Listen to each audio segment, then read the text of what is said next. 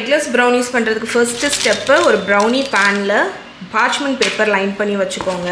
As usual second step 180 degree செல்சியஸ்க்கு நம்மளோட அவனை வந்து ப்ரீ ஹீட் பண்ணிக்கோங்க. அட்லீஸ்ட் 10 மினிட்ஸ் வந்து நல்ல ஹீட் ஆகணும். இதில் 150 கிராம் பட்டர் வந்து ஒரு சாஸ் பேனில் தான் எடுத்திருக்கேன். ஸோ இதை நான் அப்படியே எடுத்து அடுப்பில் வச்சு ஃபுல்லாக மெல்ட் ஆனதுக்கப்புறம் எடுத்துகிட்டு வரேன். ஒரு கப்பு வெள்ளை ஒயிட் சுகரே ஆட் பண்ணியிருக்கேன்.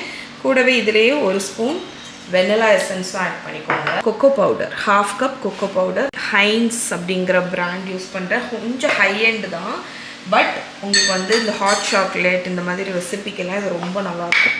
அதுக்கப்புறமா ஒரு 1/4 டீஸ்பூன் உப்பு சேர்த்து நல்லா மிக்ஸ் பண்ணிடலாம். இப்போ பாருங்கள் நம்மளோட கொக்கோ எல்லாமே நல்லா கலந்தாச்சு. சுகர் ஃபுல்லாக கரையணும்னு இல்லை, பட் கம்பைன் ஆகிடுச்சு. இப்போ 1/2 கப் பால் ஆட் பண்ணிடுறேன்.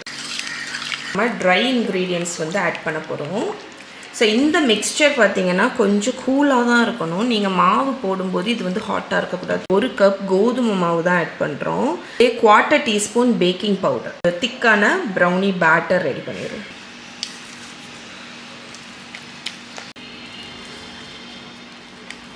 இப்போ நம்மளோட எக்லெஸ் ப்ரௌனி பேட்டர் ரெடி. ப்ரௌனிக்கு டேஸ்ட்டே அந்த போட போகிற சாக்லேட் தான். நான் யூஸ் பண்ணியிருக்கிறது இன்றைக்கி ட்ரிபிள் சாக்லேட் ப்ரௌனி பண்ண போகிறேன். அதனால் 3 டைப்ஸ் ஆஃப் சாக்லேட் யூஸ் பண்ணியிருக்கேன். First one white chocolate chips, இது செமி ஸ்வீட், இது வந்து நம்மளோட டார்க். எல்லாம் கம்பைன் பண்ணியாச்சு. இதை நம்ம பேக்கிங் பேனில் மாற்றிடுவோம்.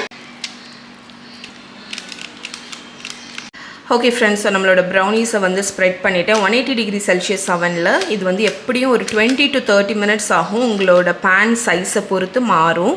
ஸோ நான் பேக் பண்ணி எடுத்துகிட்டு எப்படி இருக்குன்னு பார்க்குறேன். ஸோ இங்கே பாருங்கள் நம்மளோட ப்ரௌனிஸோட டெக்ஸ்சர் பர்ஃபெக்டாக அந்த க்ரிங்க்லி வந்திருக்கு.